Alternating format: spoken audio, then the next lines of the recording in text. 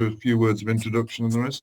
Good afternoon, ladies and gentlemen, and welcome to this evening's Royal Archaeological Institute lecture. I'm Ken Smith, I'm President of the RAI, and it's my pleasure to introduce Rob Collins from Newcastle University this evening. But before I do that, could I ask everyone to make sure that they are muted and that their cameras are off? And even if you think they are, can you just check, please? Because it's surprising how often it's not the case. Rob is happy to take questions at the end of his presentation. I would ask you to send them via the chat function, which on my computer is one of the boxes that appears at the base of my screen.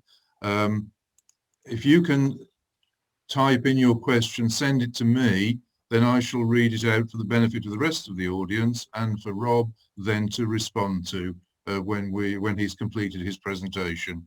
So I thank you for that.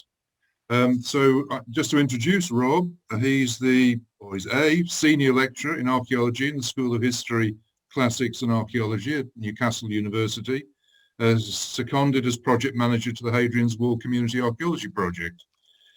Formerly, he was the research associate leading on the Frontiers of the Roman Empire Digital Humanities Initiative at Newcastle, and he worked as the Great North Museum Academic Liaison Officer at Newcastle, and has also worked for 8 years as the Finds Liaison Officer, Northeast, for the Portable Antiquities Scheme, based in what was the Museum of Antiquities and is now the Great North Museum. Rob has an enduring interest in the archaeology and history of Roman armies and frontiers and the early Middle Ages, as well as a strong interest in landscapes, small finds and material culture. And he, as his title says, is going to present this evening on the Genesis of Northumbria, reconsidering the origins of an English kingdom in light of new data. Rob, over to you. Thank you, Ken. I hope everyone can hear me okay.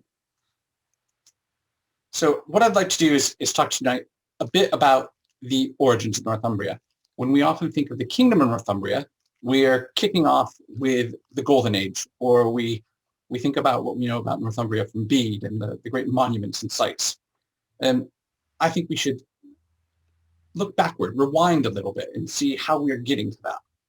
Now, I'll forewarn you, I'm not going to offer really any firm conclusions, so much as highlight a lot of the new data that's come over the past 20 years and what that new data is showing us in terms of patterns or kind of maybe the false idols that it's starting to chip away at. And try and leave you a little bit with a more of an open mind rather than offer you a solution or an answer to that question. So it's the fact that those origins are rarely considered. And it's the new data, which is fantastic. And as I've just said, over 20 years, a whole bunch of new data has accrued. So it won't be possible for me to talk about every one of those fantastic research projects, publications, excavations that have occurred. I'll try and pick out the key results here and there, but there's plenty to look out for. And my apologies to anyone whose research I've not been able to incorporate within this lecture.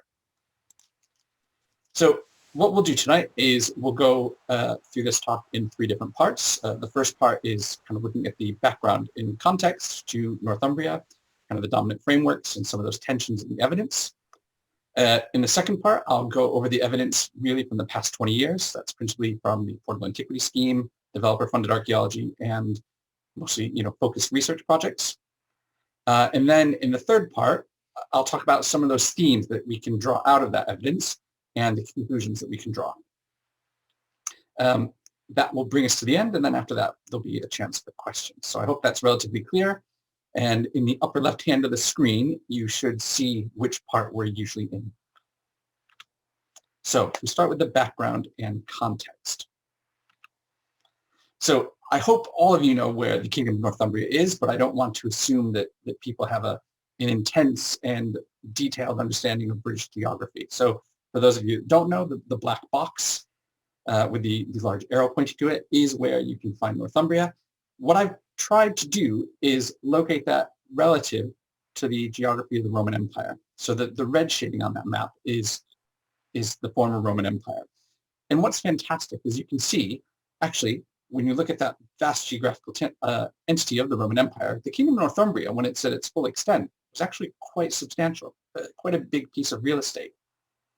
It was at its greatest extent as a kingdom between the 7th and 9th centuries, in which point it experienced what's often known as the Golden Age of Northumbria, in which there's excellent learning and culture, which is not just found in Northumbria, but exported around the British Isles and into Europe, with fantastic world-leading scholars like Alcuin and Bede. Sorry, you can tell I've been institutionalized by a university using terms like world-leading. But Alcuin and Bede, being really key figures for all of Western civilization, really. Northumbria as a kingdom was the largest political entity in Britain at the time, which I think is quite important. It didn't stay that way. It was superseded, of course, but at the time it was probably the largest in terms of square mileage. But it's also a very rare example of one of those post-Roman successor kingdoms that occupied territory that was part of the former Roman Empire and territory that was outside of it. It's striding those late Roman borders. There were other very important kingdoms, of course, across Europe that did this. Francia, Merovingian France, that eventually grew into Charlemagne's kingdom, being one of those. So those frontier-striding kingdoms are interesting for various reasons. Now, if we zoom in a bit on that, what was that black square, we really were privileged as scholars. For anyone that studies or reads up on the Kingdom of Northumbria, we have a number of known sites and locations that we know about, and many of these are through the fantastic documentary record that survives from Northumbria, not least because of Bede, though he isn't the only author by any means. So we know a number of hill forts, royal villas. There's a very prominent and extensive network of Christian monastic foundations. And we even have good examples of non-elite settlements like Thurling and West Heselton, which have come up through excavation. So in many ways, Northumbria is very well served by both the archaeology and the textual knowledge that we get from those ancient writers. And actually, what you'll find is because of that long-standing knowledge is that the geography of Northumbria gets referenced quite a bit in the scholarship of early medieval Britain. And a good example of this is the site of Yevering. So we know from Bede that Yevering is a royal ville. Hope Taylor's excavations, which were published in 1977, have provided, for many decades, what was the only known layout of an English royal ville. We know it's a multi-phase complex. There was a successive series of large timber halls. There's this weird thing over here called the Great Enclosure. There's the cuneus, which is thought to be some sort of amphitheater-style tiered seating. There's temple complexes. And Hope Taylor interpreted this at the time as a fusion of both that migrant Anglian culture from incoming Germanic settlers, but also with local British culture. And what's intriguing is how much that has shaped some of our interpretation of Northumbria, that Northumbria is not a purely English kingdom. There's a lot of fusion culture to Northumbria. There's the British and the English, of course, but there's also a very strong Irish influx of culture because of the influence of the early Irish Christian church on Northumbrian Christianity. So I won't say that Hope Taylor's interpretation of Yevering has gone unchallenged, because it has been challenged, but that largely has to do with phasing and dating. It still remains a very impressive royal ville complex and an excellent excavation and publication that stands the test of time. However, we do have a problem, and that problem is the Venerable Bede, or perhaps you could say the venereal Bede. Bede is undoubtedly an invaluable source for Northumbria and early medieval Britain in general. He's providing the names of individuals, mostly leaders in royalty, their lineages, key marriages, battles. There's a good sense of the political geography of the time. However, that's often read as an ethnic geography. And one of the things that's really important that we need to remember and take from Bede is the two sister kingdoms, foundation stones of a unified Northumbria are the smaller kingdoms of Bernicia and Deira. You can see those on the map. Bernicia occupying eastern Northumberland, Deira the greater Yorkshire area, eastern and North Yorkshire. Now, if we look back at what Bede says about the origins of Northumbria, really, he's mostly going back to Ida. So we know that Ida is traveling from Bernicia, according to Bede, and he takes the castle, or the fortress at Bambra. And Ida, who's ruling about 547 to 559, is the founder of the Bernician royal dynasty. The southern kingdom, Deira, has a royal dynasty founded by Eil, who's ruling about 597 to 605. And where our story really starts taking off in Bede is when Bernicia and Deira unify. And that seems to happen under Ethelfrith, who is the grandson of Ida. And he is probably uniting those at some point in the early 7th century. We don't have an exact date. We know that Ethelfrith is dying in 616, so it could be, any time between, really 605 and 616. So Ethelfrith, who is the grandson of Ida, he's uniting Bernicia and Deira coming from the Bernician royal line. He's followed by Edwin, who is from the Deiran royal line, and then it swaps back and forth. So Oswald and Oswy are Ethelfrith's sons, Ida's great-grandsons. I think one of the key things here to remember, though, is it's these two sub-kingdoms or distinct areas, Bernicia and Deira, who are leading the charge of a unified Northumbria. And it's also important to state that those are the successful royal dynasties. Those aren't necessarily the only royal dynasties. So there's family politics that we always have to take into effect here. Now, one of the things that I think we can point out is the importance of chronology. And so I've made up here a timeline for you to really highlight just how long a gap we have from the end of Roman Britain and where Bede is really starting to pick up his narrative with the history of the English people and particularly Northumbria. So if we say that Roman Britain is ending AD 410 in terms of it's no longer part of a unified Roman Empire, and for sake of argument, let's say circa 610 is when Ethelfrith is uniting Bernicia and Deira. That's a 200-year gap that we really don't know anything about. We have a few names of people, a few names of locations, political entities, the odd town or such. But we don't have a lot of fact in between that from our textual sources. And really, to give you some semblance of what that means, if you look at the timeline below, which is showing that same amount of time, but of more modern decades and centuries, from 1810 to 2010, to give you a very loose metaphor, if we think of, Britain no longer as part of the Roman Empire in 410, think of what's happening in Britain in about 1810. Britain is leading an international coalition against a fierce French tyrant, or is about to do so. But now imagine you don't know anything of what happens from that point up to 2010, when actually it looks like there's some kind of blonde buffoon who's a mayor in London and might have aspirations for leading the country. How do you match those 2 points, as it were? If those were your 2 known facts, what's happening in between? Would you want to judge all of what happens between 1810 and 2010 in Britain based on what we know from 2010 on?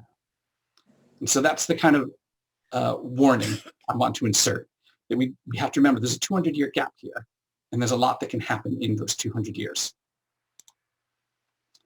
Now, probably the most succinct and best overview of a history of Northumbria is David Rawlson's 2003 book on the kingdom. And he posits, very succinctly, 3 models for the origins of the kingdom. And he sees Northumbria very much as the creation of an English elite. And it's very important, I think, here that we say an English elite, because he's couching it in ethnic terms. Now, David Rawlson's not the only scholar, of course, to propose origin models for Northumbria, but his are the most recent, so I'll just stick with his.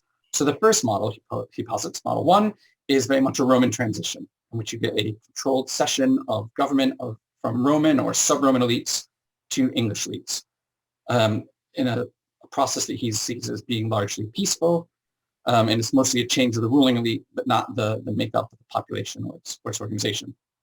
The second model posits a British transition. So actually, this is kind of dismissing any sort of Roman or sub-Roman elite and seeing an expansion of a native British elite into the areas south of Hadrian's Wall in the 5th century, and they eventually give way to a new emergent migrant English elite. So again, he's seeing that as a largely peaceful transition, but with some reduced Romanitas. And his third model is the much more traditional English conquest, in which you get a destructive conquest by invasive English colonists who are destroying or degrading the British population and society. So this is a much more hostile and dramatic transition with very little owing to the British or Roman past. Now, I've simplified those. I'm quite happy to admit that there's much more nuance to what David Wilson is saying in his book, but that's a very simple presentation of those three models. I would argue that none of those quite work, and that the reality is a much more nuanced, the evidence points to a much more nuanced reality than any one of those simple, more unilateral models. One of the difficulties we have a few difficulties, so I'll just highlight those here. There is an ambiguity of the textual evidence. It's often glossed over. And this is why I referenced earlier the venereal bead, because I think many early medieval historians, particularly historians, but archaeologists can suffer from this as well, have serious cases of beadophilia, in which they're so in love with bead, we're so enamored with the overload of information that bead provides, that we often forget to step out and look at the evidence for what he doesn't tell us. And this is quite important in that 200-year gap in the origins of Northumbria. The other thing that you'll often find is that the preceding period of Roman Britain is quite frequently treated too simply. Rather implicitly or even explicitly, Roman Britain is presented as monolithic, as one unified entity. And in fact, it is in many cases, but late Roman Britain is a diocese. It's actually got 4, maybe even 5 provinces. It's quite regionally diverse. So it's not this simple Roman province, one political entity that's no longer Roman. There's going to be very different regional responses to the end of Roman Britain. But I think the greatest problem we face is a recurring framework that's casting people into ethnic groups. And these ethnic groups often then have a subsequent result of creating binary oppositions. So in the Roman era, it's Romans versus barbarians. We then get to the post-Roman era, and it's Angles versus Britons. Is it cooperation or is it conquest? None of these are mutually exclusive, and often they're just putting a simple coating over a much more complex situation. Now, what's great is a lot of the new data from the past 20 years goes some way in addressing these problems, but we're still bound by those frameworks in which we learned this evidence, and so we need to try and step out of those frameworks and be very critical of those. So what is this new evidence then? Well, archaeological evidence is what I'm going to focus on today, and then there's been some excellent historic and linguistic and art historic scholarship, but I'll focus on the archaeology. There's been 3 key pathways. So one is the Portable Antiquities Scheme, in which records of objects that have been found by the public are created and made fully accessible via their database on the internet. Second is, of course, developer-funded archaeology, which has revolutionized our understanding not just of the early medieval period, but all periods in the UK. And then the third is the more targeted and focused research projects, which has resulted in both new data and often new interpretations and new frameworks by which we understand that old data. So I'll take each of those in turn with just a couple examples. So the Portable Antiquities Scheme, the PAS, as it's more colloquially known, I hope all of you are familiar with this, but if you're not, it's a service essentially that offers national coverage, by which I mean England and Wales.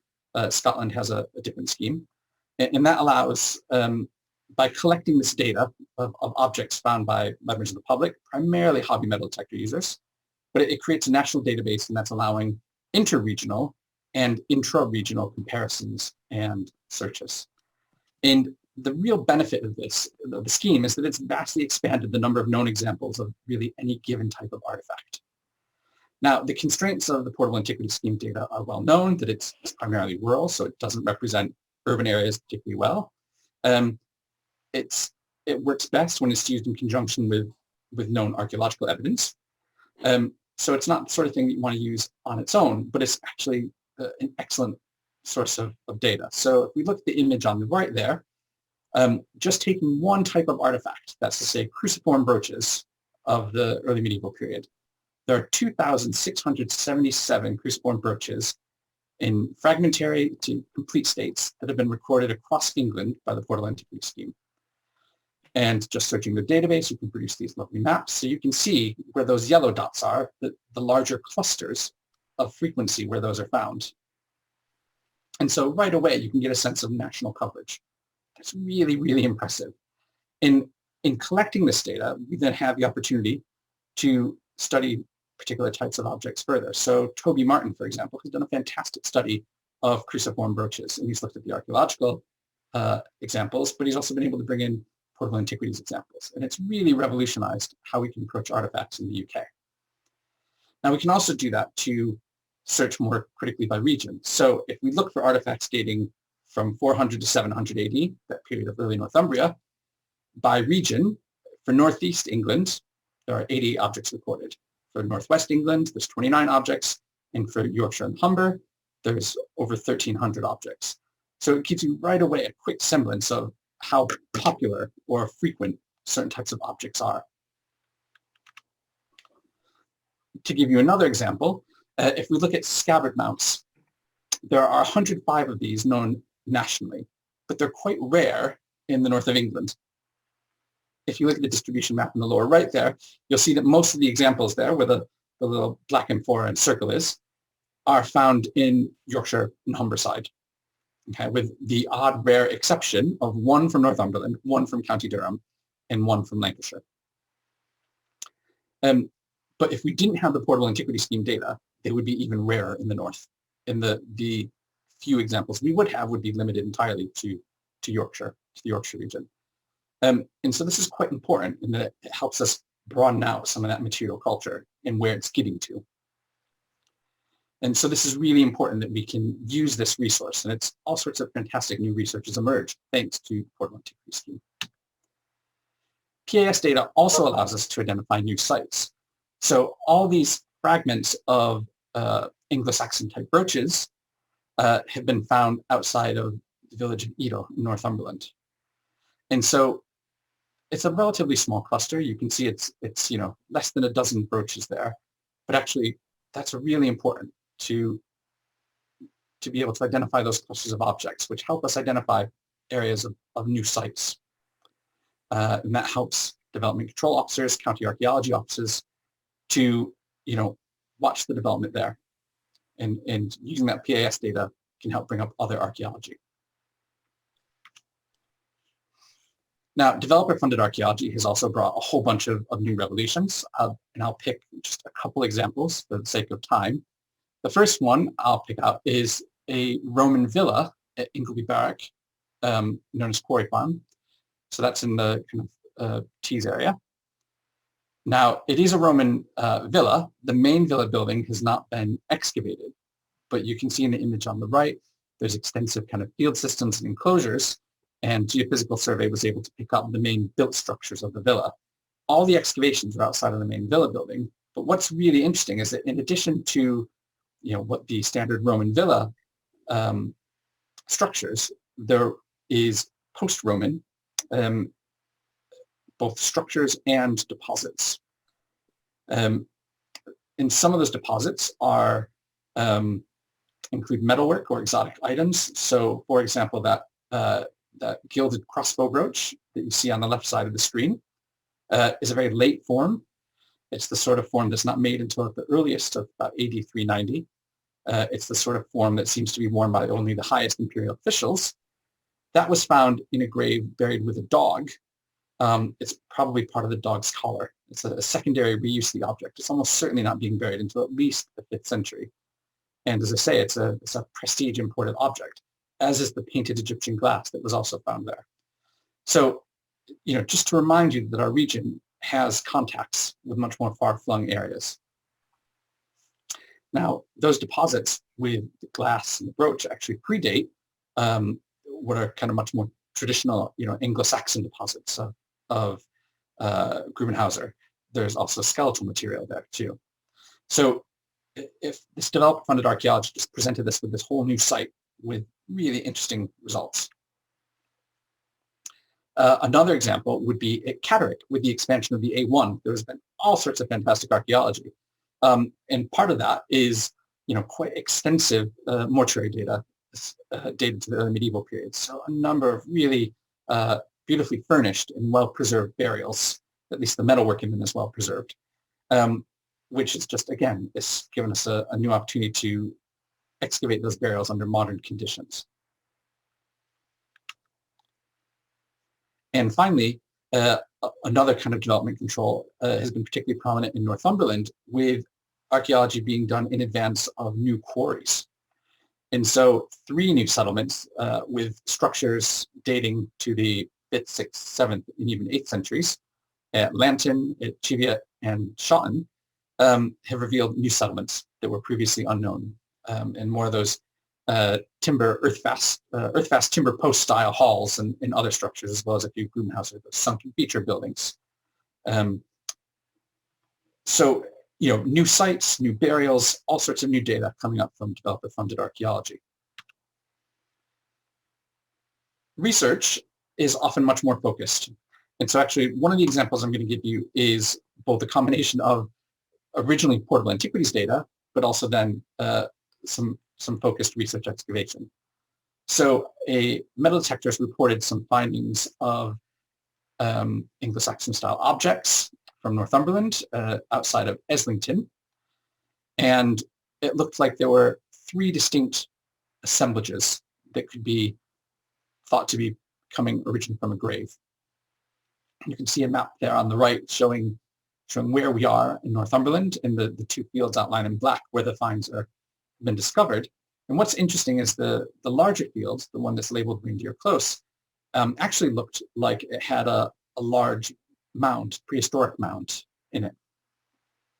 And more importantly, the prospective assemblage burial 3 had a number of objects that looked to be high status. So the image on the right is showing you a number of shield fittings. There were multiple weapons, including a knife. There was evidence of preserved spear sockets. So we know there's numerous spears that were included in the grave. And most importantly, a pattern welded sword that had been folded in a ritual killing, so to be deposited with the burial. This sort of high status grave is very rare in the north. So that involved an excavation. Unfortunately, when we excavated, the topsoil is basically sitting on top of bedrock, and there was no longer any sort of grave remains in place. So the way that the metal detectors found these objects in terms of in the plow soil, I'm afraid the plow soil is all there is left. It's plow soil, then bedrock. What we also revealed is that actually the lost graves weren't inserted into a burial mound, a Neolithic burial mound. Actually, it's just a natural geological knoll. But what's intriguing is that it often was probably mistaken not once, but twice in the past as some sort of large Neolithic mound, because not only were these early medieval burials inserted, but cut into the bedrock, we also found Bronze Age kist burials. And so you're kind of seeing this really prominent local site on a low ridge being reused, probably because of its monumental position and aspect for burial in the Bronze Age and the early medieval period. But again, it's the Portable Antiquities Scheme data helps generate this more focused excavation. Another research project, which is really quite significant, the results will be published quite soon, is the project known as People in Place, Making the Kingdom of Northumbria. Now, this was a Leverhulme-funded project at Durham University. The project itself is complete. The final analyses are being done and set up for publication. And it's with kind of permission of Sarah Semple and the rest of the team on the project that I'm able to share a little bit of the data here. Now, they've had a very large project in which they've had 3 distinct research strands looking at artifacts in cemeteries, populations, mobility, and health, and then how those relate and the third package to people, space, and place. And so you can see on that map there the burials and the find spots that were the primary focus of the project. Now, they looked at over 488 cemeteries, over 5,000 individual burial records, over 200 individuals were assessed osteologically. There were over 120 individuals with isotopic analyses, and they got 60 AMS dates. So this is a big project. There's lots of scientific data, but it's actually the scientific stuff that we're still waiting on for the most part. There's been lots of good work looking at the various constraints on the data in terms of issues that would affect preservation or recovery of data, like land cover, urban development, watersheds, acidic soils, those sort of things. And there are some really important conclusions. I don't want to steal anyone's thunder, so I've left them a bit more vague and general intentionally, but I can assure you once the results are published, they'll be really quite crucial. So there's very clear patterning for both furnished and unfurnished burials, imported objects, but what's really important is there are no distinctive trends or groupings of finds, burials, other patterning that indicate an obvious political or ethnic identity. And that one's really, really important to take away. There's nothing that screams ethnicity or political entity in that burial data in particular. When we look at the settlement data and its relationship to the burial data, there's this really consistent presence of certain areas that are occupied over the long term. So these can be understood in terms of optimal resource zones or core zones or heartlands, however you want to phrase it. But these are kind of at the core of things. And then you have movement expanding out and contracting in at various points in time. And the osteological evidence is also showing really interesting persistent health issues, which might suggest nutritional deficiency, for example.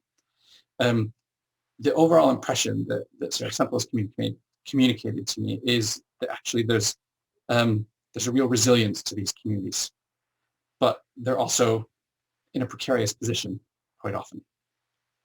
And again, that's really intriguing. When we think of Northumbria's golden age, we think of this blossoming society producing great works of art and monuments. And yet the data, at least for the early period of Northumbria, is not suggesting that at all. Now, in the final moments, I'd like to talk really about kind of the themes and conclusions that we can draw from this evidence. So it's important to remind you that at the start of the 5th century, that region of Britain, central Britain, that becomes the Kingdom of Northumbria, is really a frontier zone of the Roman Empire. So that map kind of showing you the extent both of Northumbria and the Roman frontier zone. North of Hadrian's Wall, which is that black line across the middle of the map there, you've got numerous barbarian communities, tribes. They're not large political entities. They're smaller, kind of probably county level groupings. South of the wall, you have a nice politically unified territory. It's all part of the province of Britannia Secunda, with a capital at York. And in addition, there's a unified military command, an entire army under the command of a general known as the Dux Britanniarum. And so you get this really interesting contrast to either side of the wall. One much more unified, centrally organized society, and a much more fragmented societies to the north. So very differential scales, at least on the face of it. Now, it's important that we start with that early 5th century point because we know that imperial rule is ending in the early 5th century. So the political unity that the northern area of England enjoyed is potentially gone. And certainly its connections to a larger political imperial entity in terms of reinforcements or resource allocation, more troops, more food if need be, that's gone by the early 5th century. That's not necessarily the same as having a cultural collapse, though. So what's happening to those people who have a Roman provincial culture, or frontier culture? So this is bringing about questions in terms of issues of collapse or continuity. Okay, so that's something that we can hopefully look at through the settlement archaeology and determine. It also begs questions about the people. What are they doing? How are they living? What's changing? Are they changing? And often we can say that through the mortuary data, but also some of the settlement archaeology. And so I think one of the things to point out is that even within that Roman province of Britannia Secunda of northern England, it's not a unified realm. It's actually quite diverse. If you think of the different landscapes, just think of all the various tourism board slogans that you have for Northern England. The Yorkshire Dales are quite different from the Norfolk Moors. Hadrian's Wall is quite different from the Lake District.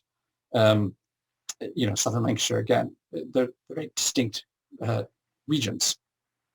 Within the late Roman period, that greater Yorkshire region and Tees, that's where we have great evidence for much more intensive agrarian agriculture, arable agriculture with good settlement archaeology and villas. So an elite rural type of settlement.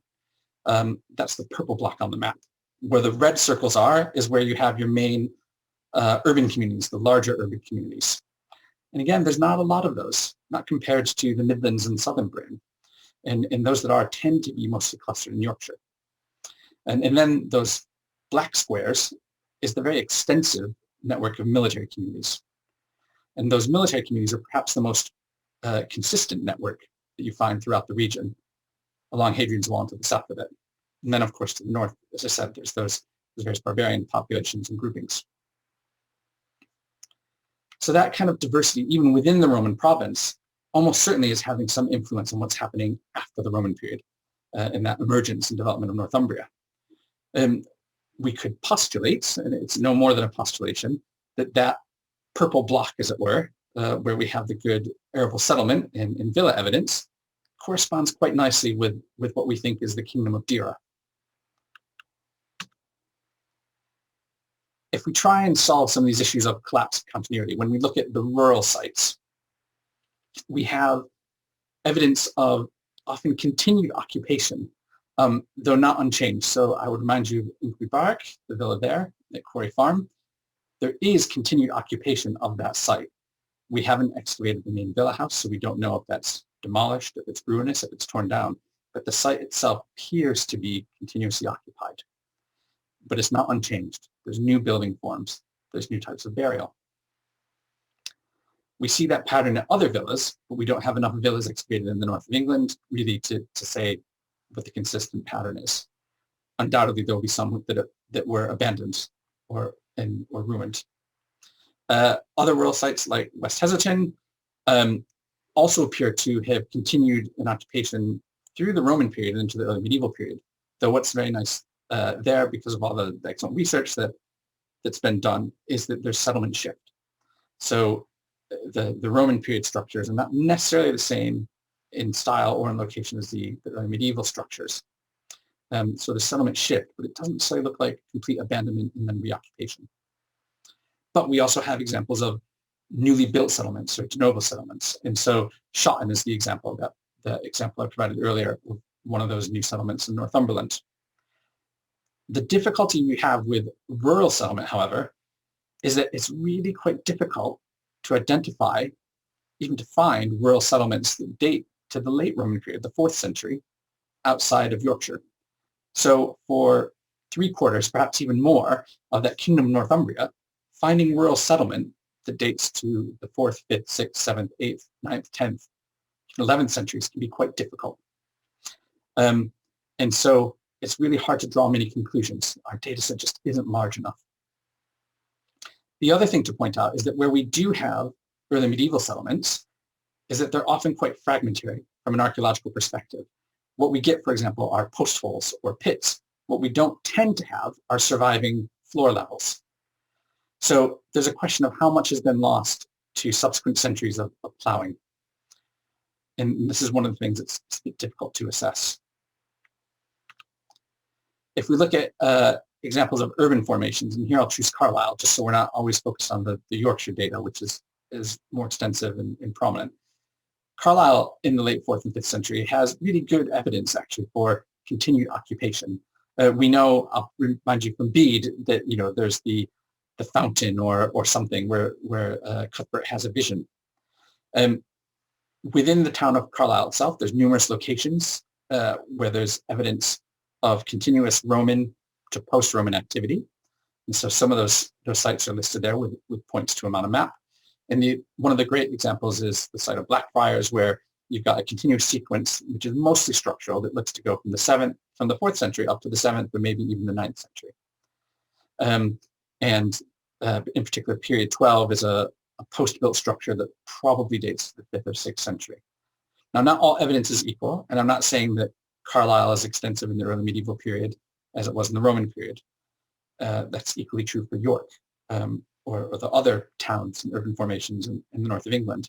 But there is some level of continued activity and occupation, even if shrunk or reduced. And then finally, perhaps closest to my heart, is all the evidence that we have from the Roman military sites. Actually, all those locations shown in black squares, those dots on the map, have some sort of evidence, whether it's artifactual or a stratigraphic sequence that's showing activity in the early medieval period.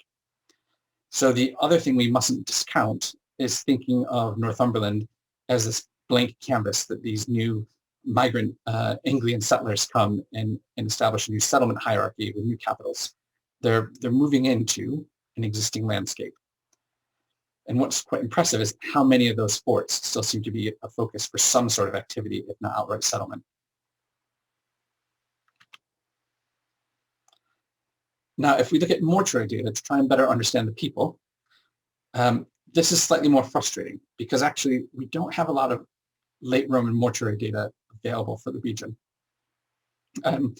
There's relatively few burials of the Roman period that are furnished. So there are some examples from Scorton outside of Catterick, and that's nice because you can compare those burials to the early medieval ones. But many of the Roman burials are largely unfurnished. And that's also true for the early medieval burials. So if you look at the map that's on the right there, look at how extensive those red dots are. The majority of the region that becomes the Kingdom of Northumbria has a tradition of unfurnished burial. The green dots for furnished burials are focused quite largely, quite prominently in East Yorkshire, with kind of an outer ring of the greater Yorkshire region. And then those other distributions, you can actually overlay those on maps of river systems and Roman roads. So you can almost see the patterns of that, the way that a culture of furnished burials, that ritual, the way it's moving, as it were. The other thing to point out is that the high status burials, which are much more common in other parts of England, and I won't say that there's stark differences in status and hierarchy, but there is some distinction. Those are less prominent in Northern England.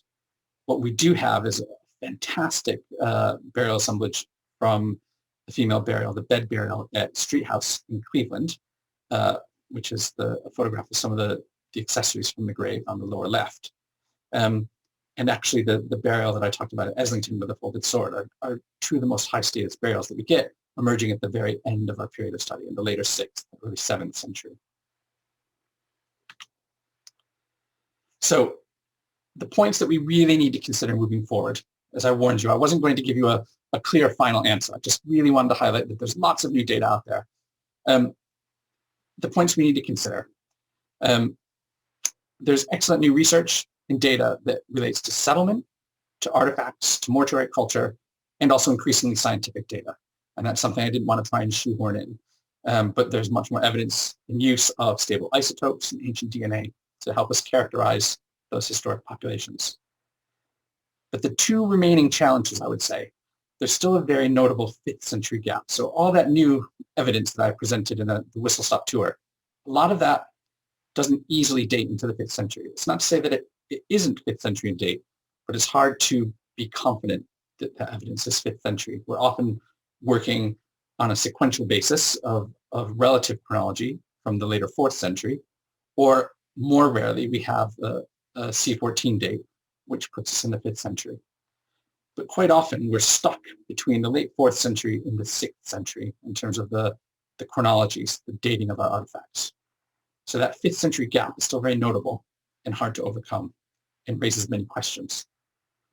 The second is the persistence to understand the early medieval period through those ethno-historical narratives. I've tried to be very careful about in this talk about saying anything is English or British or Pictish or Irish. I've tried to avoid that entirely. But you'll see it time and again.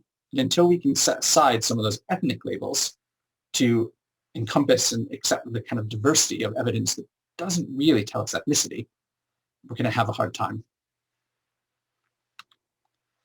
So I will end there. Thank you very much for your attention, and I'm, of course, happy to take some questions. Thanks very much, Rob. A fascinating review of the new evidence that's been emerging over the last couple of decades. Thank you very much for that. I must admit, I like the idea of pedophilia.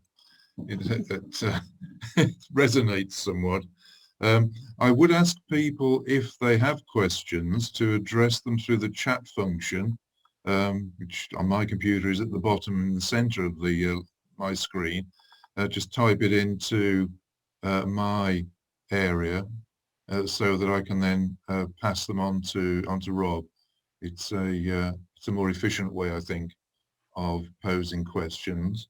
I must admit that I was intrigued at first to hear you describe Northumbria as being in central Britain.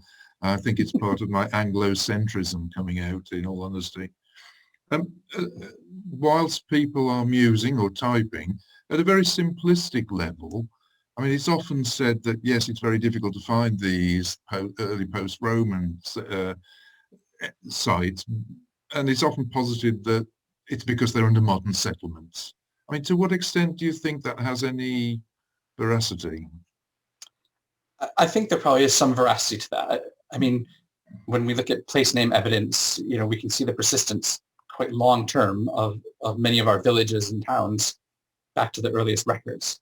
So I dare say there's a lot of towns and villages and even farms that are overlying those kind of ancient and early medieval settlements. And I don't wish to complain, because I think actually we've been really quite lucky in many cases. The amount of evidence which has emerged, not only through the developer-funded archaeology, but through the Portable Antiquities Scheme is incredible. And so actually, it's fantastic. We have so much more data now than we did 20 years ago. And so actually, that's really exciting. And that's why I was trying to distill, actually, that two of our difficulties are really, I think, the 5th century and our persistence in characterizing, especially the heptarchy is English kingdoms instead of just, different political communities. Okay. Excuse me. So far, you seem to have stunned our audience into submission. There are no questions coming through. I've helped everyone get to a good nap state after a good afternoon tea. There's one from Pete Wilson. It's regarding the 5th century gap. What do you think of the potential to further develop Hilary Coole's identification of assemblage profiles that can be assigned to at least the early 5th century? I like that. I'm very, very keen on that, actually to the point where I'm developing a research project in which I'm hoping that we can trial that. I think what's clear is there's no silver bullet when it comes to kind of artifacts for the 5th century in Britain. Our friends on the continent are quite lucky. They have a few artifacts here and there that are distinctly 5th century and introduced in the 5th century. We might have that in Britain, but we have other kind of contextual issues. So I think that assemblage approach that Hilary has advocated for more than 20 years now is very much the way forward. And we need to start looking at the contextual information of dates with good firm context dates, and actually the various associations between different types of artifacts. And we might be able to more comfortably identify what we think of as a 5th century assemblage as something distinct from a late 4th century assemblage. Thank you. Well, it doesn't appear as if our audience have any further questions, Rob. So you're letting me off the hook then. Yeah, indeed. You don't deserve to be let off, I'm sure, but in the nicest possible way, of course. If there are no further questions from anyone, then it's my privilege to thank you for the insights and the exposure that you've given us to the new data for Northumbria, and to wish you well with that research project if you are able to launch it. So I think on behalf of our audience, thank you very much indeed, and I would wish safe journey to everyone normally, but that's probably just from the laptop to the kitchen in most people's cases for a welcome cup of tea or whatever at this time of evening. So thank you very much, Rob. And we will, there's a one or two applause symbols yes, appearing I've on seen the that. screen. Yep. Yeah. So take it as a round of applause from the and a thumbs up from the members. Yeah. Thank you, Andrew. Thank you, everyone. Okay. If I could ask Pete and Matthew to just hang on while everyone else leaves, applauding as they go. And Rob, perhaps if you've got a moment just to stay behind. Thank you very much indeed. There's the number of chat messages coming through now. Thank you. Excellent. And so Thank you, everyone. It's been a pleasure.